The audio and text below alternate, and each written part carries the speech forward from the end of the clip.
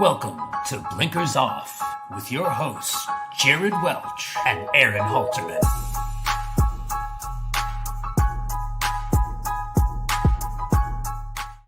Hello. What is up? I'm Jared Welch. He's Aaron Halterman. It is Thursday, April 24th, and this is Blinkers Off. What's up, man? What's up, man? Yeah, good to be here with you guys. We were joking off air, not joking, being serious off air. I'm actually really looking forward to this show because I've got some things I want to discuss with people. I've got anxiety for this derby for some reason. So yeah, it's going to be a good show. I can't wait. This is going to be fun. Yeah. So last night I was like, because it's been we're like, I think everybody, right? There's not a single person. It's like, we need to draw this out longer. Like, we're ready for the post positions to be drawn. We're ready to get the field. We're, to start really, you can only do so much until you know these things.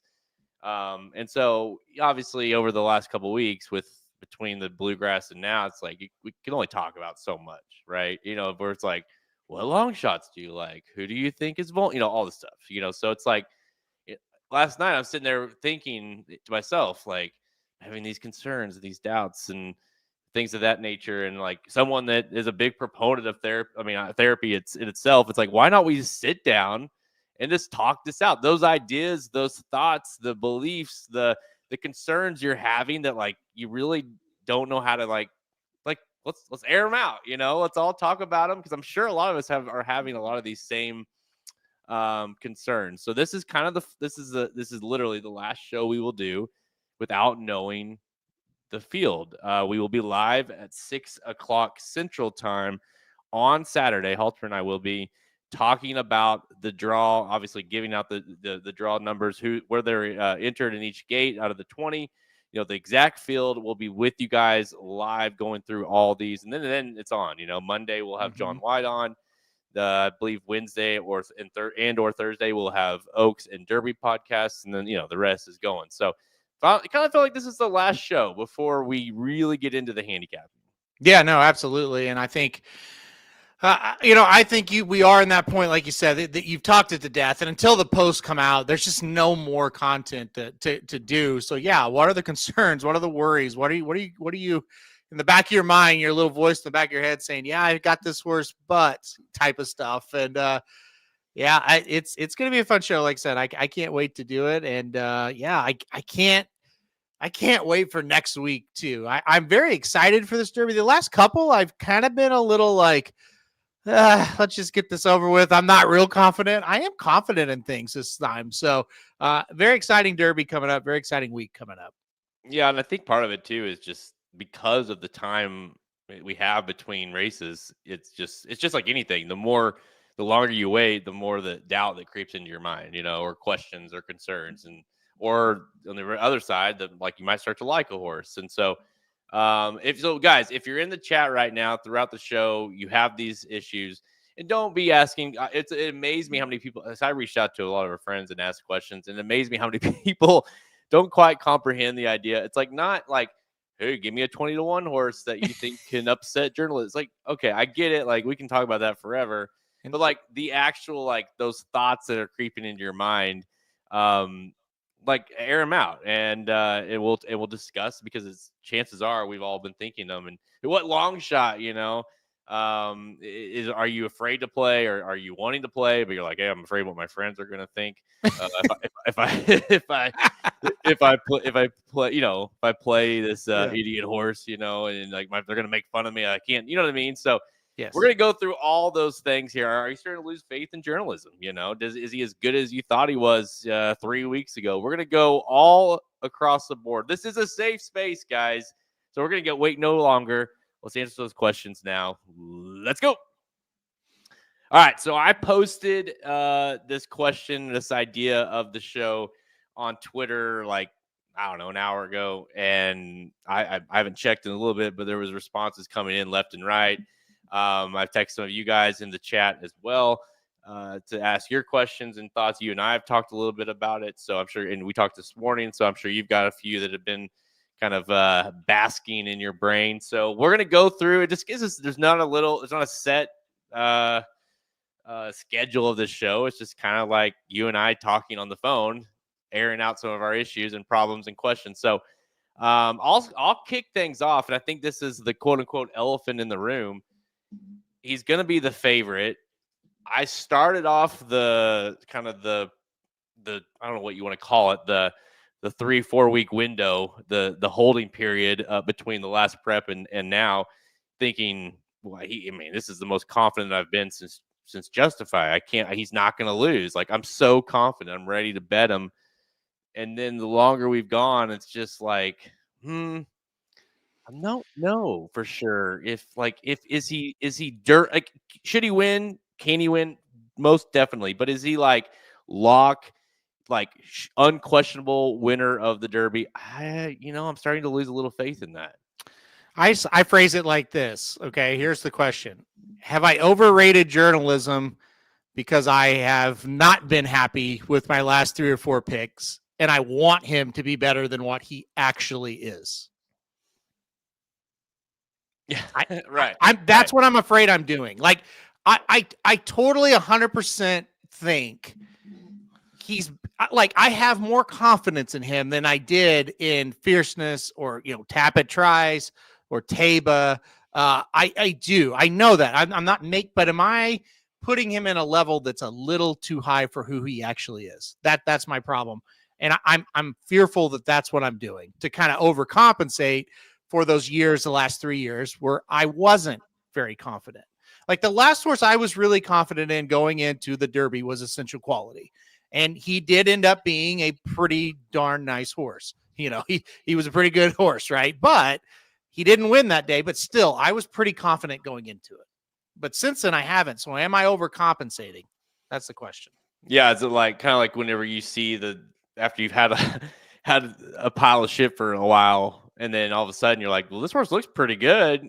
It's like, okay, great, I'm all over it, But then you're like, well, maybe it's just better than we've seen, but not necessarily Justify, or I don't want to compare him to Justify, but you. Oh, by the way, before we go all the way into this, speaking of Justify, because I had made the video about Cornucopian. How about Cornucopian? Let's just real quick. Cornucopian is running in an allowance race at Aqueduct on Sunday. Yeah, I said that correctly. He's running in an allowance race, the same Cornucopian. I even wouldn't check, dude. I was like, are we sure this is the same horse? He's running in an allowance race at Aqueduct on Sunday with the Preakness and or Belmont possible next. I still don't understand that move. Don't all Southern California-based horses prep at Aqueduct for the Preakness on a Sunday in an allowance race? What was there not to understand? That would take me by big time surprise. Yeah, that could be a whole other therapy session, though. I think with Cornucopian. Yeah, no shit. There's just not. I can't make a case for why that's happening. Like, I can't either. Like, can you not run? Can you not run at Oaklawn? If you have to ship out, horses won. Could you not run in Kentucky? Or shit, could you not stay home? Yeah. It's not like the purses at Aqueduct are just insane. No. Do you realize he's now never ran in Southern California as far as an actual race? Yeah, I know, right? Isn't that crazy? Only. Yeah, 3 races now. He's stabled there. He's never ran there. Crazy. Anyways, guys, so keep that on your minds for Sunday. But I wanted to touch on that real quickly before I forgot. I can't quite. I don't know. I guess a better question would be, at what point are you not able to play him? At what price? Because like kind of the baseline for like a lot of these really good horses, it feels like it's 5-2. Justify was 5-2. Pharaoh was 5-2. Those horses that seem like pretty legit contenders to win the race or favorites to win the race. That 5-2 mark is right there. So are you willing to play him at 5-2?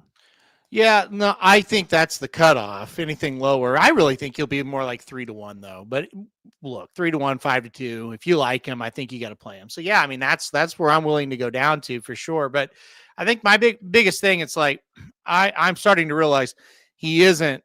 And this is me. I'm talking about my confidence. Okay, he's not a Pharaoh level confident, a Justify, even a Nyquist, even a Chrome.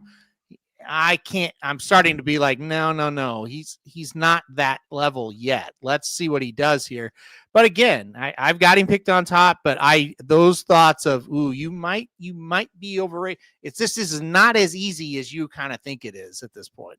Yeah. And honestly, I think for me, it's not necessarily that I have lost faith in him. Nope. It's that the gap between him and some of these other ones in the race have grown smaller for me. Yep. Where going in, I was like, well, he's just light years better. But then, like, you look at some of these and the way they're kind of trending into the race, you're like, well, I don't think it's that big as big as a gap as I kind of thought it was going to or was prior. So I think that I want to make sure that's very clear. I don't necessarily have lost faith in him, saying I don't think he's very good, or I think he's a vulnerable favorite. In sense, like I just think it's not as locked as I thought it was because some of these other horses are starting to be a little more interesting for me. So yeah, absolutely agree. One more thing on him. A question. This came from. By the way, this came from our boy Magic.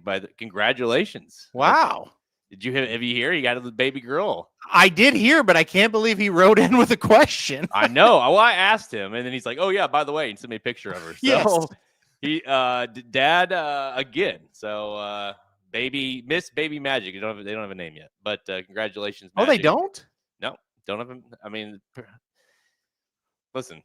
That's interesting. Okay. Anyway, it doesn't matter. Miss Baby Magic. But hey, listen. Congrats to Celeste and Magic. All right, but his question was, and I think it's it's a fair one. We can kind of use this for any jockey in the field.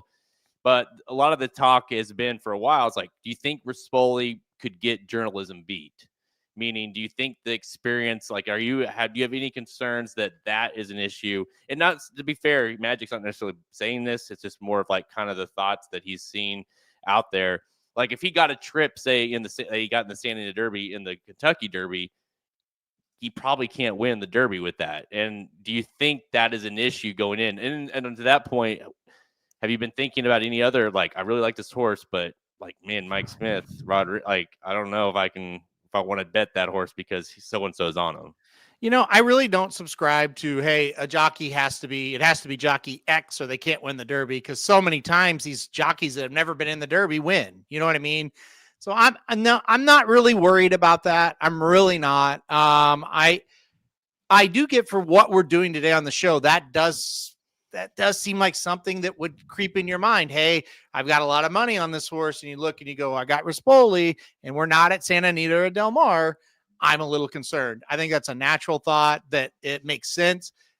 That's not anything I'm really worried about. I got an email saying, how in the world can they keep this guy on? Like they need to get somebody different on him immediately. And it's like, yeah, I can't really get on that bandwagon. Now look, Saturday evening, if he finishes second and gets in all kinds of trouble, I'll probably email that person back and be like, you were right. So we'll see. But I'm not overly nervous about the jockey situation. No. One of those, who was it? Who was the horse that Mike rode? Was it Liam's? No, it wasn't Liam's Matt. That horse that and we, I think it was in the Whitney, and we were cussing at him because he rode him way too confident. He just sat there and waited. And he was on the front end. Who was that horse? It was Liam's Map. Was it Liam's Map? He never asked Liam's Map one time in the stretch, and he was up like by 10, and he lost by, I think it was a nose. I think he just barely lost. And it was the Whitney. Yeah, you had it right. His ass was in the air the whole time, just kind of cruising like, hey, look, almost like, it's like, dude, ride the horse, Yep. He waited for everyone to get close, and then he got beat. Anyways, so that was one question. I'll let you go. Is there anything that's kind of creeping into your head? I'm worried about getting effed by Sandman one way or another. I am so on the fence about, is he really for real, or is he going to be one of those closers that finish 8th and you look back and go, well, when he gets a little bit better of a trip, he'll win. I'm so worried about what to do with him. And also I think he's going to get bet fairly hard. So am I going to include this horse that's over bet and he finishes 8th and I look like an idiot, and I'm going to leave him off because he's over bet, but I do like him a little bit and he wins? That's my horse right now that I just, I can't make a decision on him. Yeah. I mean, listen, he is that ultimate horse in the race that can make you look really smart or really dumb. Mhm. On the plus side, you do have he's gonna be overbet in the Yeah. race compared to what he should be. Not to say he's not a good horse, but just he's gonna be too low of odds based on the kind of the. I mean, he's so popular right now, and so I think you can justify not using him on top or whatever because of that reason. But like I just and now here's a commenter or a fan question that is to that point. Still not sure about Sandman. I don't think he'll win or break Tappett's curse, but he's a good pick underneath. Hoping he draws a bad post so I can drop him. Yeah. Plus, he's got a ton of TikTok money behind him. So that's that's just what I basically said in a nutshell, and that's a real commenter question from X, and so. Yeah, I mean, you also have the Tappet curse, if you want to call it that, and maybe you can just say, well, you know what, he can't get it done. I'll use him underneath. If he beats me on top, so be it. Yeah, we were joking around with some buddies down at Oaklawn, and one of our buddies said, "I don't know. I think Sandman can win the Derby." And the other one piped in and said, "You idiot! You know Tappets can't win the Derby. Back him in the Belmont. He'll go down there and win the Belmont, but he's not going to win the Derby." And then he remembered that, oh wait, the Belmont's not a mile and a half. Maybe not. But anyway, the point of it being is what the commenter said there. Yeah, he does. He does just kind of feel like a horse that if you back him. This is my thoughts again. If you back him and he runs 7th, you do kind of say to yourself, I knew better. I knew it. I've seen this story before. Yes, he's a totally different horse than the ones before him, the Tappets that have tried it, but I knew better, but again, you go back and you watch him. It's like, damn, he looks good in that Arkansas Derby. He looks good in that Gallop Out. He's a big, nice gray horse. I like Mark Cassidy. I like Metallica, so and so he's the one really I've been back and forth. I'm like, I can have the anxiety about journalism is a real thing, but it's also, look, I've liked him for a long time. I'm most likely, let's look for the draws. I'm not going to do anything firm, but most likely he's probably going to be the pick. Sandman, on the other hand, I've been back and forth on him for a while. So. It's almost scary. Like this horse reminds me so much of a horse that I loved. I know you love too, but a horse that I even picked to win the Belmont, and that's Creator. Yes. And same sire, Tappet sire. And look, even before, dude, it's very similar. He finished 3rd in the Rebel. Yep. He won the Arkansas Derby, had an absolutely brutal trip in the Kentucky Derby, and then won the Belmont. And I know you can't. No, every horse is different. But to me, that's who I keep thinking of. Like he's gonna be a horse in the Kentucky Derby where it's like he ran okay, but look at all the shit he had to deal with. He had so much trouble and he couldn't get himself out of his own way. But then the Belmont, that's when he did it. And but again, Tappet Trice was a horse that I kind of, although he was just slow in the Derby. But I thought the Belmont's gonna be his race, and it wasn't. So I just Sandman's goofy the way he runs. He's going to be wide in the race. I just think it's going to be a little much for him to win. Yep, I'm the same way. But again, I just like if I guess what I'm going to have to do is just try to defensively have him on stuff. Because like if he wins, I am going to be sitting there like, boy, I overthought it a little because I do think the talent's there. So, but no, I'm with you. Here's a good one. Finally got Paul to channel his inner self and ask a good question here. And this is I think it's a proper one. I'm afraid East Avenue will run the race we all thought he was capable of, and I won't have money on him. Help me. So kind of in a nutshell, it's like, well, this horse came into the season as potentially, I remember us talking about him coming in like off of his 2 to 3 year old season. It's like, this could be the number 1 horse, right? Like so pumped for him. And then of course he isn't, but he ran better in the Bluegrass. He's trending up. What if he does do that? I get the worry. I'm not worried after the last race because I just feel like if he was a horse that we thought he was as a 2-year-old, he would have won that race last time out. And he made a huge improvement on that last race versus his last two after before that. So I understand the thought. I do because look, like I was super high on him as well, but he just has not shown me enough. And if he does do it, I would instead of me saying, boy, I knew he had it in him, I would say, boy, I didn't know he could do that. Mm-hmm. So I'm not overly worried about that one.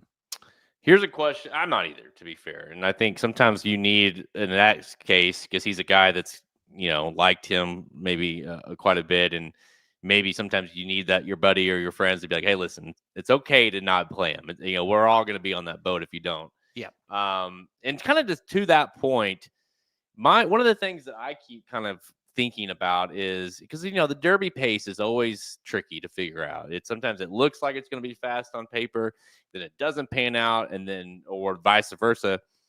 And I actually think Rodriguez. We talked a little bit about him and his jockey earlier.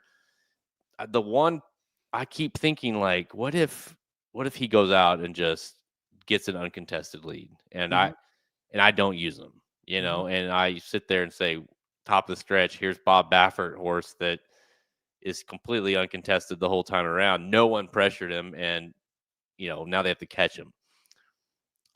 I'm a little nervous, and even if it's not to win, what if he holds on for a piece of it? You don't have him at all. So, to me, he's the most legit horse on that front end group, and because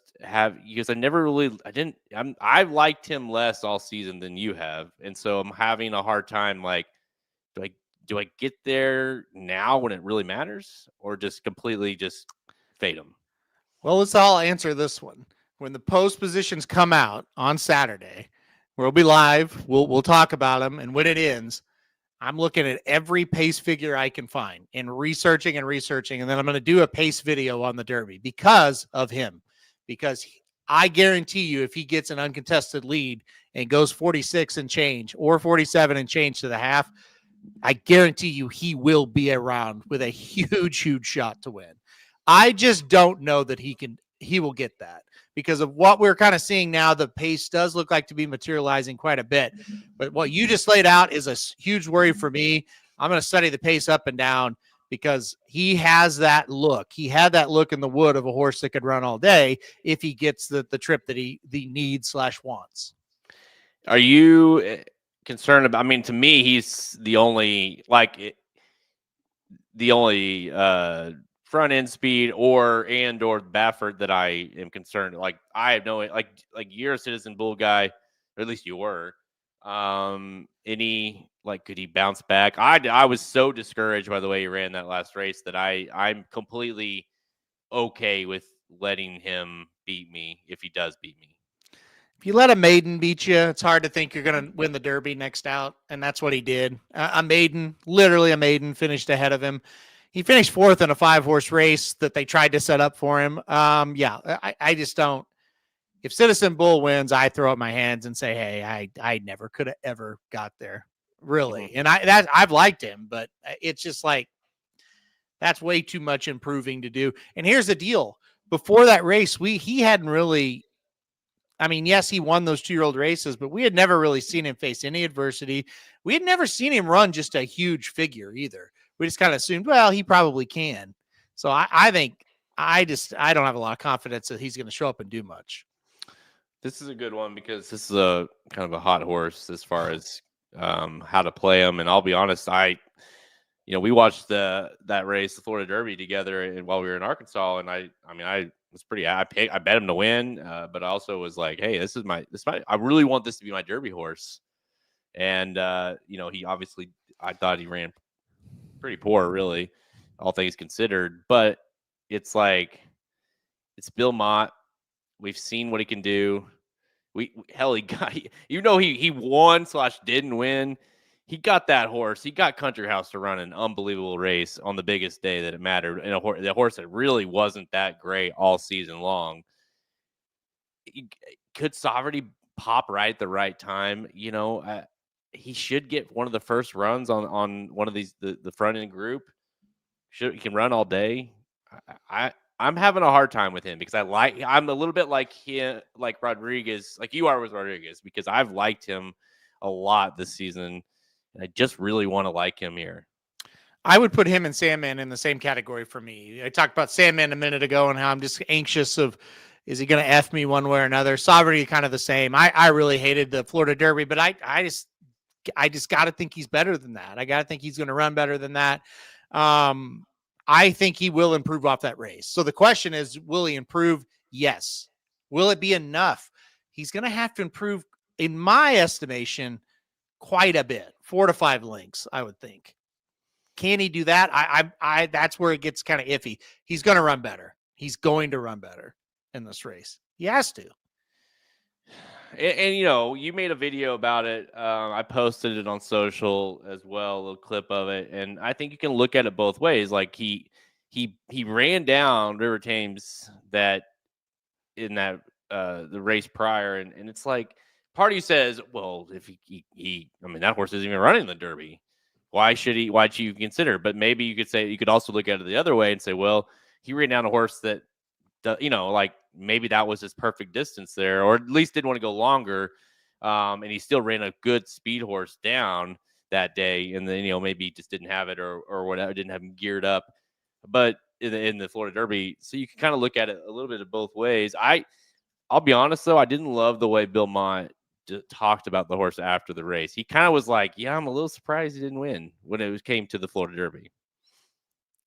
That's when Bill Mott talked about Bill, he's very very honest guy. I feel like a lot of these trainers you can't listen to. Bill Mott is one I'll listen to his interviews because I don't really think he's hiding stuff, right?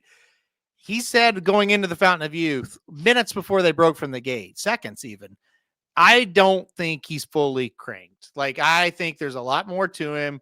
We're going to get it out and we'll see what happened. And he ran very well. He said nothing like that before the Florida Derby. And like you said, after the Florida Derby, he was like, he didn't come out and say, I'm disappointed. He just came out and said, he probably should have ran a little better than that. Yeah. I fail to think a horse isn't cranked for a grade 1 race. I'll never buy into that. First race off the layoff or first race trying to get a horse ready for a season. Sure. I get it. I buy it. You get in the grade 1s, you get in the final preps, they're ready to rock. And I just think he didn't run quite that well. But again, post position, pace, I still think he's in the equation. I do. He's one I'm back and forth on. Yeah, he's a horse in both his races. He ran a 1 thorough, so he's been consistent. So I mean, you could also kind of use that as a sign of saying, well, maybe he just is kind of what he is, and he's not really improving necessarily. He just kind of runs his race each and every time. So, which isn't a bad thing. I think he's a good candidate to hit the board. It's kind of like Sandman. I'm not sure I'd use him underneath. Another horse that has been consistent and is a horse that you're gonna have to figure out, I guess, if he gets in the gate, and that's Bieza, right? And I mean, that's a horse. Hopefully, we can stop talking about the horse one way or another. But our boy Kevin B had a good question for me, and it was kind of like, well, knowing he will be on the also eligibles, and say he does get in, well, he draws a 20 hole, right? Because the also eligibles just run, they just go right to the outside if they were to get in. So, like, best case scenario, he's a 20 hole, and is how much? I mean, now you're talking about a horse that is very lightly raced, has not really kind of pushed through, although he's been very highly hyped, and now he's got to win for the Derby from the 20 hole. Seems like a lot to ask. Samich made that point a couple of wells last week. I think he's like, look, I don't want him to draw in on Tuesday. Like, he needs to get in the body of the field on Saturday and draw a regular post. So, yeah, I think that's going to hurt him. Truth be told, and people are on him, and I liked him. I thought he was super good. This is probably not the best race for him to be in next out anyway, right? Go run in a normal race. You're still very lightly raced. and see where it goes. And it's certainly not the best spot if he's in the 20s. So I know that like people are wanting him in and they're super high on him. And again, I like him as well, but the horse probably be better off if he didn't make the gate. He might be better prepped, prepared, what have you, for a Preakness and a Belmont. Well, I mean, honestly, yeah. And the fact that like Sheriff from the start was like, we've seen this with the Owen Almighty camp a little bit, but where he's been like, yeah, we're not shipping the horse out. Like, just like, we're not going to ship to not be in the field yet. And then it went, well, we might ship. And then it was like, yeah, we will. And then, yeah, we're planning on running if we can, you know what I mean? Like, it's just slowly, and it's like, well, that's the owners. They're, they have the Derby fever, and you can't really say you blame them, but yeah, why not just point to the Preakness? Like, to me, just go out to Aqueduct and run an allowance race. Why isn't he in that allowance? Yeah, exactly. And then go and run, go run in the Preakness next. I don't know why you wouldn't do that. That seems like a no-brainer. The answer, I agree with what Curtis is saying 100%. My answer would be because it's the Derby and everybody wants to run in the Derby. I mean, and that's why I'm sure. If you want like, hey, what's your honest opinion, John Sheriff's, he'd probably say, I don't think we're getting in and we'll go to the Preakness and whatever, but I'd say the owners really want to run. And I say, I don't know how you tell an owner that just ran second, beaten less than a length to the Kentucky Derby favorite. Nah, I don't think we ought to do that.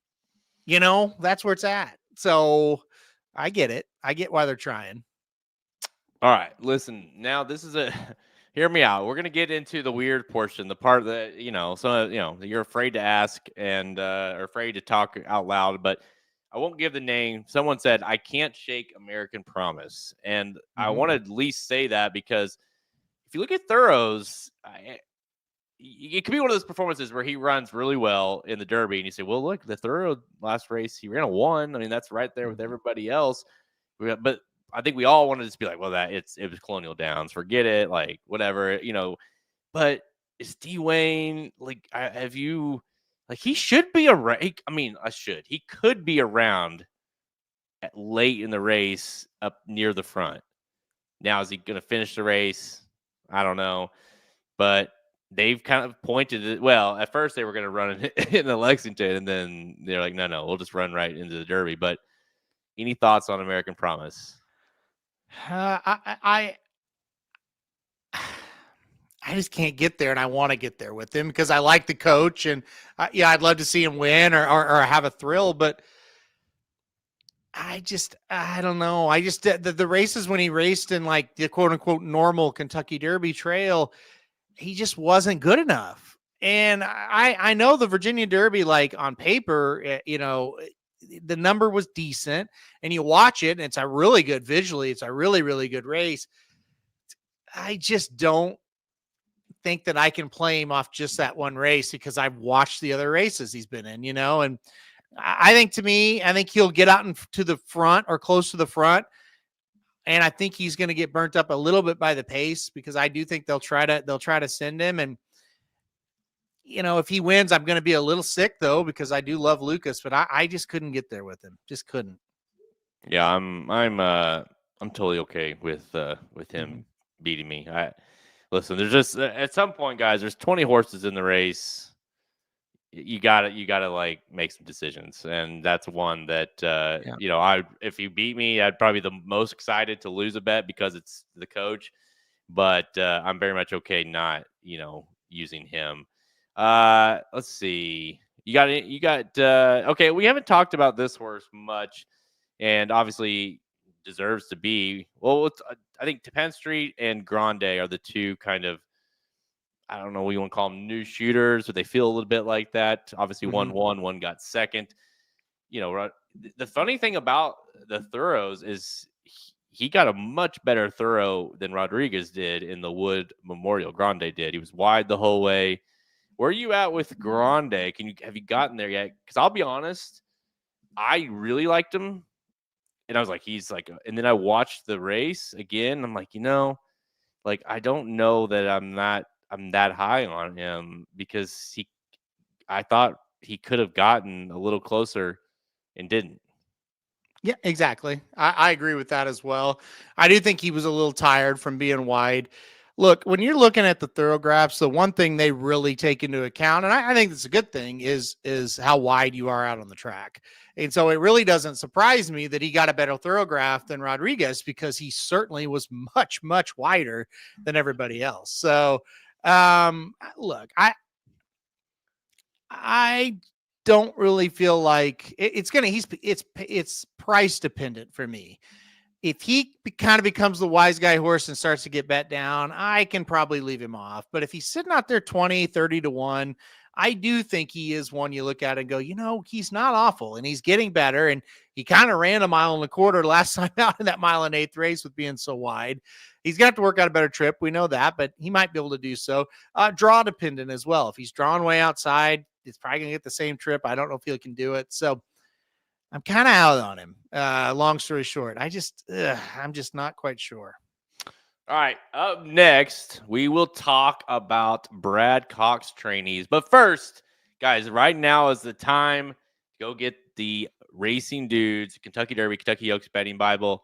Here's more information on that. Preps are over, and we are all set for the Kentucky Derby and the Kentucky Oaks over here at racingdudes.com. Get the Racing Dudes 2025 Kentucky Derby and Kentucky Oaks betting Bible featuring race-by-race wagering plans for the Oaks and Derby days on May 2nd and 3rd at Churchill Downs. That is available right now over at our shop at racingdudes.com. Last year's betting Bible correctly predicted the Oaks Derby double, of course, the McPeak double that we call it, that paid an insane 118 to 1.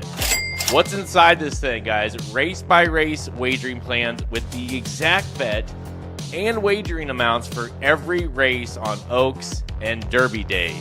You'll also get multi-race plays for both days, including pick 5s, pick 4s, pick 3s, daily doubles, everything you want in order to help cash big tickets. We have pace projections, AI top 4 picks that uses 10,000 simulations for each race are also included within each day of the betting Bible. And of course, the legend John White is going to offer his picks, not just for the Oaks and the Derby, but for every race on Oaks and Derby Day. This is available in the shop right now, the 2-day package for $49.95. But if you subscribe to Racing Dudes Premium, you will get all betting Bibles absolutely for free. Those start as low as $70 a month. With this, the timing of this, you have the Derby and Oaks, and you've got the Preakness falling in that first month. If you were to go that subscription route, $70 would get you both of those betting Bibles. Who will we pick to win the Kentucky Derby? Get your limited edition copy today and see. All righty. Hey, by the way, that guy is, listen, I'm straight, but that guy does something to me. And other thing, guys, it's also a very good time to be a premium subscriber. We are giving away $1,000 on Derby Day, the morning of Kentucky Derby. We're giving away $1,000 to one of our subscribers. All you have to do is be a premium subscriber for as low as $70 a month. That gets you premium picks for the whole month. If you do it now, basically, it gets you the Derby Oaks betting Bible and the Preakness betting Bible. Those are going to be included within your subscription, as well as access to that, or the possibility of winning $1,000. It's going to be a blast. We're going to do it random. We're going to have a whole Racing Dudes Derby. There's a video on our YouTube as well, kind of talking about that. It's going to be really, really fun. So make sure you become a subscriber before or on May 1st. All right, guys. So Brad Cox, which one of the two are you kind of leaning more on? Because Final Gambit is, the word is working out, looks great. Could this be a horse? And we've kind of seen in the past that some of these horses that are winning, like the Jeff Ruby and those races, are a little bit legit. I think Final Gambit is a horse that could be a little overlooked. Yeah, I think when you kind of watch him, you kind of look at him, he seems like one that's on the approved for sure. A lot of question marks. That's the big problem with him. But he came home fast in his last race, and this is a horse that he's gonna when you watch this horse work out, when you see him on the track, he's going to turn some heads. He's gorgeous for sure. So got a pedigree that says the dirt should be fine as well. So we'll kind of see what happens there with him.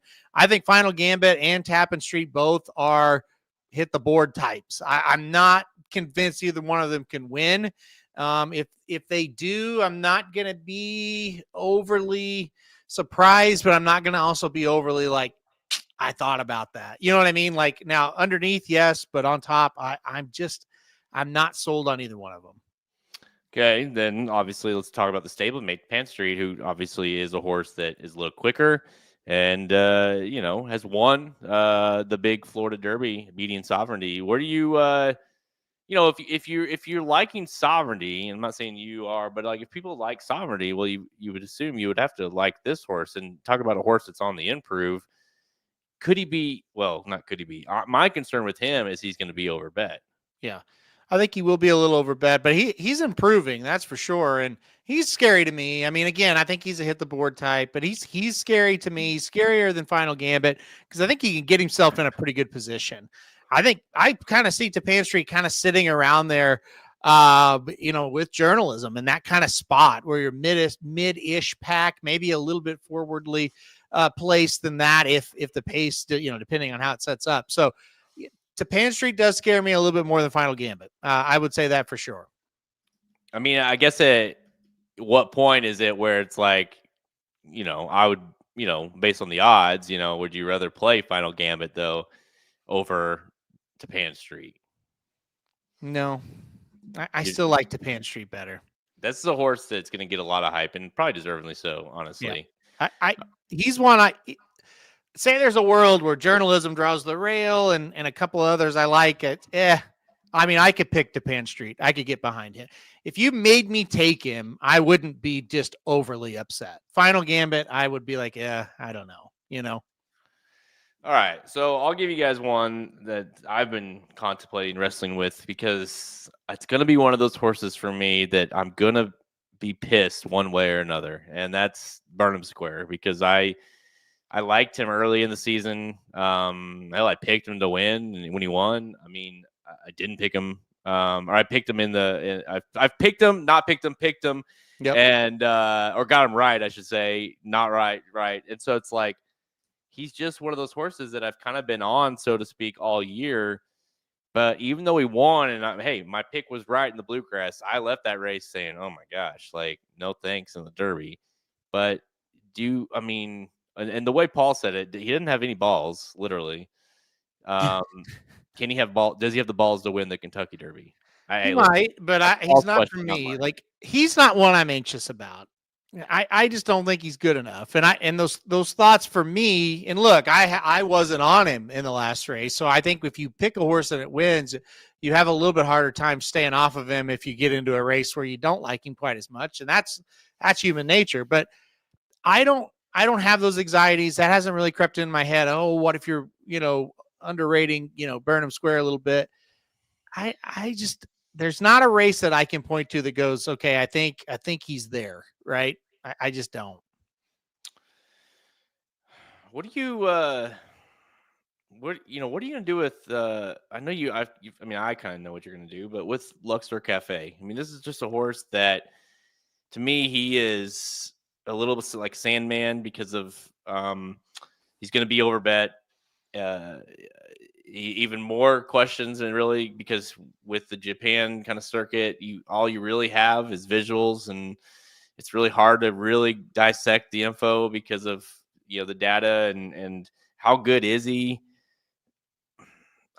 He's going to be overbet. Like I think he's going to be like third or fourth choice. I mean, honestly. Are you using him at all? No. I'm on the fence with him big time. Forever Young, I was not overly high on, and then I kind of he grew on me. And then after the John White podcast, I put him in like fourth, right? So, but no, I put him in third actually. So I was kind of on the fence, and John kind of made some really good points. Man, maybe John likes, I have no idea. I don't think he does. He hasn't said anything about it to us yet on Luxor Cafe. He hasn't been in this top 5 all year, so I don't think he really does. So, but if if John came on and made some really good points, I still, with this one, I don't think I'd put him on tickets. I just don't think that horse is as good as a Forever Young. So I'm kind of out on it this year. So this will be the year, obviously, that they win. I'm totally out, but I can't do it. No. Well, I do think it's a pretty good year for them to win. If he is good enough, because if journalism, if the doubts are starting to creep in, he's not Justified, he's not Pharaoh, he's not this world beater, but he is maybe the best of the rest. If he doesn't run well or doesn't win, I mean, I think you can make a case, and in my opinion, Luxor Cafe is one of them that 10 to 12 different horses could win. Because I do think they are kind of all in that little category underneath. There's only a handful there that I'd be like, yeah, that's a shock. That's a rich strike for me. Fair. That's more than fair. There aren't many. Yeah. I mean, if he wins, I'm not going to sit here and go, wow, well, I can't believe that just happened. I mean, Japanese are winning everywhere in big races, just not here. They're winning here, but not for the Derby yet. So, yeah, I couldn't sit here and tell you I'd be shocked. So I echo that. Yeah. What do you guys got? Anything? What else are you guys? What are you? Any other questions or maybe a horse that you're kind of secretly hoping he does draw? We always have a horse or two that we're like, maybe he'll just draw the rail, so I don't have to, don't have to debate on him. Yeah. I kind of like a Coal Battle would be one for me, where it's like I've doubted him a lot and he's beat me a lot on this trail. I'd rather, it'd be a great story and I would root for those people for sure. But boy, that'd be frustrating if he won. I just don't think he's good enough. So I'd rather him be a situation where he runs okay, but he's got excuses, so give him the rail. That'd be all right with me. Like, yeah, no shit. He's one of those tweeners for me. Yeah. And past that, like we've kind of already covered who I'm most anxious about. Let me just run through, because I think people, just based on some of these questions, they would kind of appreciate this. I'm going to run through the prospect. I'll run through everybody that's possible to run. Okay. And you just tell me if it's like I could see it or if it's rich strike. You know what I mean? So okay. So I think that's because I think a lot of questions like what's this, what's that, who's the rich strike. So admire Daytona. That'd be rich strike to me. I agree. Yes. American Promise. It wouldn't be rich strike. It'd be more like, I don't know. Well, it's very unlikely, I think. It'd be bigger than Mage. Yes. But in that realm, I guess. Yeah. Bieza. He would be not surprising at all, but I wouldn't put him in the likely or probable or anything like that. Just no surprise. Built's probably not going, but if he does get in, Built. It'd be rich strike. Yeah. Burnham Square. He would be kind of like American Promise to me. Not Mage, a little bit less likely than I thought Mage was. Mystic Dan, maybe, something like that. What's interesting, because Burnham Square is going to be from the odds perspective, will be very low odds. Chunk of Gold. I know Curtis Manlow's on the edge of his seat for this one. Yeah, look, I think he's not rich strike. He's not Mind That Bird. I think he's somewhere between, Mystic Dan and Mind That Bird as far as level of shocked. I think his path isn't that complicated. The pace collapses and he gets a good trip and he's going to be closing. So, yeah, it's almost one of those cases where it's like, if the pace collapses, it's almost like, because think about, you look at Mind That Bird. I'm just looking at some of the, the bigger kind of prices with Mind That Bird, even a Mage, but like the kind of the pace collapse a little bit, but Mind That Bird and Rich Strike, things had to go perfect for them to get there, because, and not to say that they won kind of going away at the end, but they weaved in and out, going inside of horses, outside of horses, hugging the rail, whatever it took. So it kind of feels like if the pace does collapse, you do have a legit handful of horses to say, well, which one do you think? And at the end of the day, dude, it's kind of like rolling the dice. Like, Oh, which sure. one do you think is going to get through? Sure. And you have no idea. Like, there's zero idea. Well, look, the year that Rich Strike won it, I had Zandon on a lot of tickets and was alive going in pick 4 and pick 5. I had Epicenter, I had Zandon, I had Taba, and somebody else. But I played 2 closers that day. Zandon was one of them.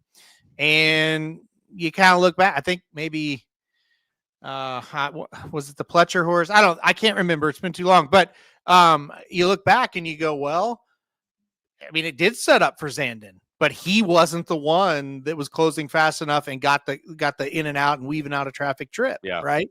So sometimes you handicap one right and from terms of a pace standpoint and what could happen, and you still get beat by one that, you just didn't think would get there. Yeah.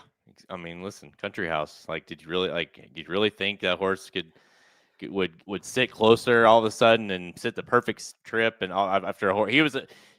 Country House was like Chunk of Gold in a sense that going into the race, and you mentioned that, Curtis, there, that he was like, well, he's just way in the back, and here he comes running, and he's just never going to be good enough to win that race. And then all of a sudden, you're like, oh shit, Pratt's got him in a like mid pack, and he has that kick at the end of the race, and he's in this thing to win.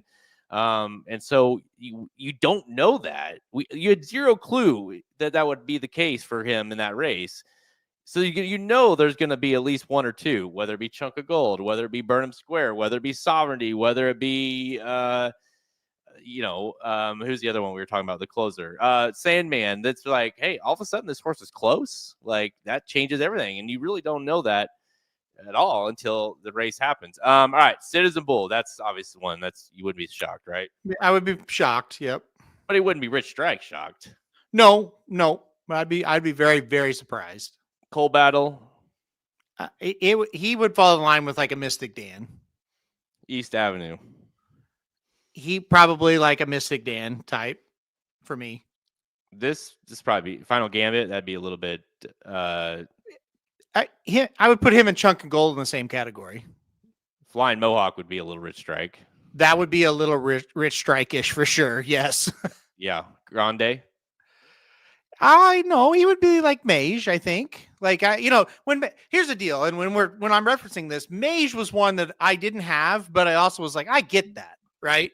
And then you look at Mystic Dan, I didn't have, and I couldn't have got there, but I could kind of see why people did. And then Rich Strike was like, never in a billion years. This is why the Derby is such a fascinating, fun, and incredibly frustrating race. It's because Mage won the race doing the opposite of what you thought he would do. Like, you saw much will be the first to tell you. He picked the horse, and congrats, but he's the first to tell you. He's like, he did the exact opposite of the reason why I picked him to win. Yeah. He went to the back of the pack. He had he came in close when I picked him because I thought he'd be a benefactor of a pay setup for him on the front end. And to that point is sometimes, even going back to the Country House comment or whatever, it's like, you don't know what these horses are going to do. And sometimes you're right and wrong, or you're wrong and right at the same time. And Mage, for whatever reason, on that day, ran the greatest race of his life. and that happens.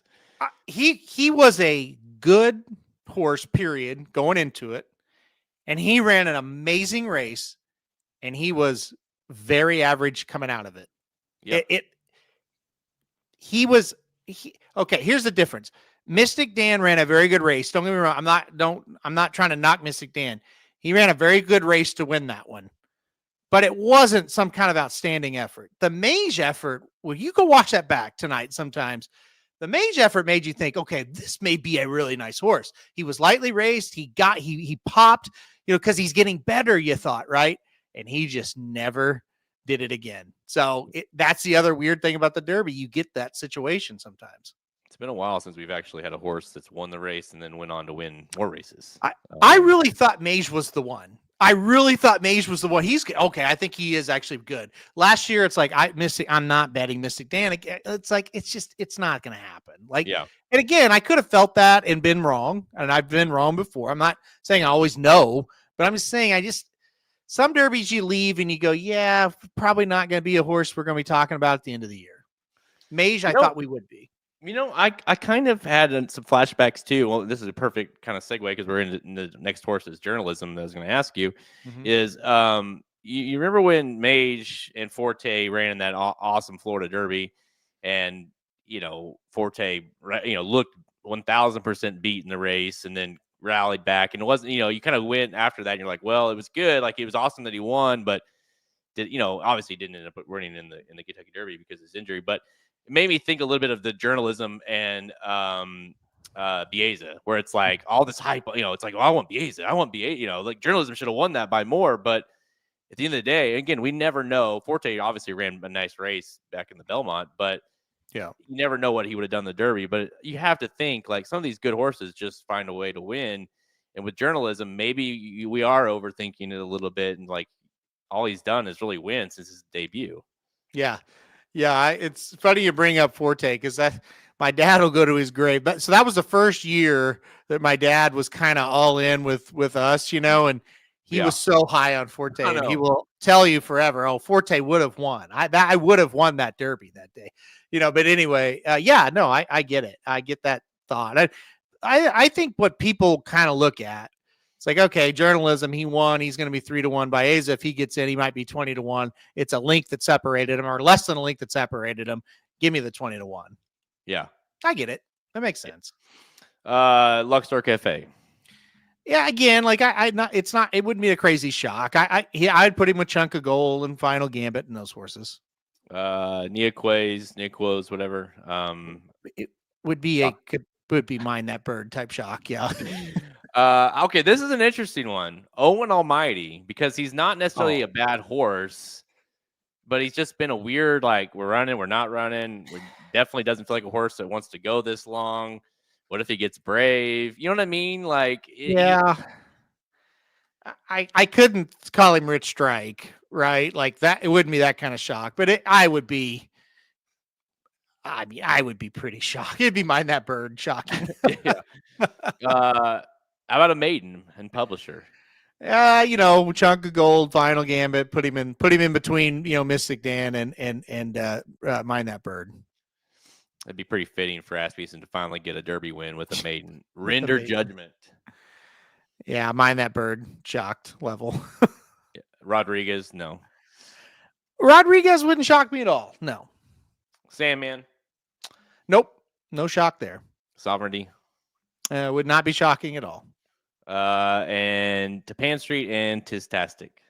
Yeah, both would not be shocking me at all. Tistastic's going to be on my tickets. You mentioned a horse that can swerve in and out of traffic. He did that in the Louisiana Derby. Now, is he fast enough? I'm not sure, but I do think he'll keep running.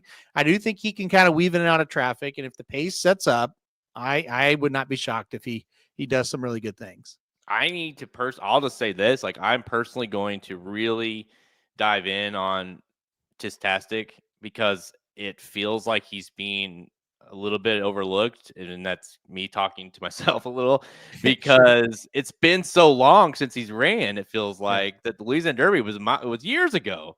I almost forgot what he did there, and so I need to go back and really hone in on him because that's a horse I feel like that I'm not really considering highly that maybe I should be. So, all right, guys, that's I think any final Halterman questions, concerns that you have before the draw. Again, the draw is going to take place at 6:00 Central Time, actually 6:15 Central Time, 7:15 Eastern. We will be live at 6:00 right here on YouTube, showing or at least giving out the who's what after we see it and kind of digesting a little bit, and then it'll be on. But final thoughts, any kind of comments you have before we end the show here?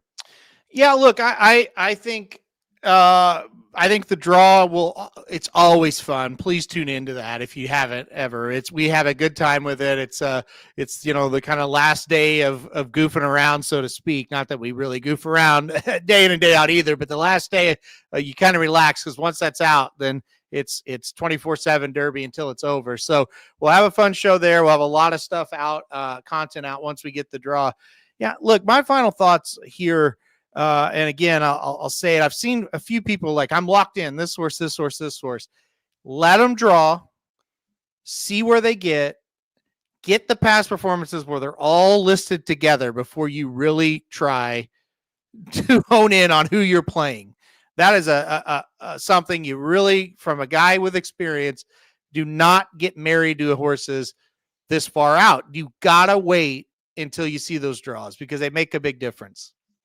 Yeah, exactly. Because what will happen sometimes is you'll go into the draw bias. Like, I really love this horse, or I really hate this horse, and then like a horse could get post 2, and if you really liked him going in, you're like, well, yeah, he could probably make a path from there. If you hate him, you're like, perfect, I don't need to use him, So you kind of have to go into it with a level mind, kind of all things like, this is possible. I like this horse. I don't like this one as much. Then let the draw happen, and then you go from there, right? So, again, guys, that's all the time we have. We're on Twitter at racing_dudes, Instagram and Facebook. You can get all our free picks and premium plays over at racingdudes.com. Just hit that click that Get Racing Dudes premium button. Remember, the betting Bible, the Kentucky Derby / Kentucky Oaks betting Bible, is available right now for sale at the site at racingdudes.com. You get it for free if you're a premium subscriber, as well as a chance to win $1 grand. It's as simple as that. It's not like $1 grand in credit. It's not $1 grand in coupons, back rubs from Kevin B, anything like that. It's straight up cash money. We'll Venmo, PayPal it over to you. All you gotta do is be a premium subscriber. So head on over to the website to go ahead and get entered into that. All you do is just sign up. Guys are right. Magic Mike was on right before this, and then Dude to Bet is coming on right after this, right? Yep. Listen, he poked the wrong bear on that one. I'm never gonna forget. I'm just gonna continue to harp on that one. So, well, I will say this. So if you missed it, the owner of Getaway Car got mad at Jared because which Jared's also owns every Baffert horse, basically. Well, yeah, but Jared had the gall to say Getaway Car was not ready to run in a race when he went over to Virginia Derby. Why the hell would you send him? Valid. I think that was valid. Now, did it need to be tweeted? I don't. Probably just a text to me would have been fine, but you tweeted it and it was valid. And this guy who quote tweets it was like, he runs hard every time, and we did beat 3 other horses, and it's like, well, yeah, the 3 other horses, I still don't think they finished the race yet. And you're really going to talk about your horse and defend your horse after that? I mean, really, you probably should be calling Bob Baffert and say, why did you send him there? Because the one thing Getaway Car always did before that race was show up and try.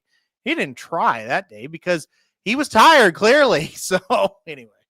Yeah, he was big mad, and he was super mad for no reason. It was dumb. It was, and it's like, well, he's beaten 3 other horses before, and you're like, oh, great, that's awesome. So it's Tom Ryan, I think his name is. I think he's on Twitter. He loves tweeting, but now I'm his biggest fan, and I try to tag him as much as I can. I love that, and I love that you keep tagging him and stuff too. That's amazing. He probably has you blocked, I would imagine, but maybe I mean, I hope, but listen. I'm not. Did Rob just figure out the whole thing? Must have been his decision. Yeah, exactly, right? Yeah. You're right. Now we know why he's big mad. Bob said no, and he said yes. Yeah, we should run him. Surprised he's not. I saw that he was listed on the Horse Racing Nation side as a possible for the Preakness. I just died laughing. I was like, that horse is in a field somewhere laying on his back. Wait, who? Getaway Car? Yeah. Oh, they haven't updated that in months. Then it says possible. There's that horse hasn't worked since before the Virginia Derby. So he hasn't, right? I checked 4 or 5 days ago. I think that's an accurate comment. Yeah. Yeah. He might be, Kevin. I mean, listen, I don't know. Well, but and that's the other thing. He acted like the horse is fine. It's like, okay, look, we're not idiot. We've watched a lot of horses. It was uncharacteristic how he ran. Whether you hate him or love him, he tries. He did not try that day. Yeah, exactly. That's the one thing you can hang your hat on with him. It was like, well, he may not be very good, but he gives an effort, and there was no effort. I mean, it was simply why, and listen, I'm never gonna not call somebody out if I feel like that it was a decision that was not in the best interest of the horse. And I don't care who you are. And I didn't even tag him. That was the other thing. I didn't even tag him when I first he seeked me out or seeked us out. Yeah. It tells me he was searching Twitter for comments on his horse. Oh yeah. Oh shit. What are people saying? Which is Hey, listen. What they say? No, there's no such thing as bad press. So that's right. All press. That's right. Is good press. All right, guys. So that's gonna do it for us. Again, I cannot stress this enough. Even if you don't buy a single thing from us, you need to subscribe to Racing Dudes, our YouTube, all the channels, because we are going to have so much content between now and really Derby Day, whether it be podcasts, whether it be videos, previews, race previews, everything you need. We will have, again, we'll be live on Saturday evening, 6 o'clock Central Time. We'll be live reacting, I guess is the best way to say that, for the Kentucky Derby draw. All right. Yeah, Kevin, you already have the Pornhub subscription, so I didn't know what you'd want. You have the all access pass because I always steal your login to use it. So we've got to shout out our boy Kelly Von Hemel, by the way. He won today at Oaklawn with a $92 winner. Holy shit. Who was it? Horse named Last Diamond. I got to be quite. I don't know that I've ever seen or heard of that horse, and I keep up with all of them. So yeah, $92 winner at Oaklawn today for Von Hemel. They're letting anybody win now. It seems like down at Oaklawn, so. Right? I mean, didn't you use the horse, right? Yeah, no. Wow. Well, that must have been because Kelby's shoeing, That must have maybe he got a new shoer. We're not sure about it. I don't know. All right, guys. Again, we'll see you guys in a couple of days for the Kentucky Derby draw. I'm Jared Welch. He's Aaron Halterman. Good luck this weekend. Thank you for listening to another episode of Blinkers Off. Join our horse racing community at racingdudes.com and follow us on Twitter at racing_dudes. Want to make money betting horses? Bet with the Racing Dudes.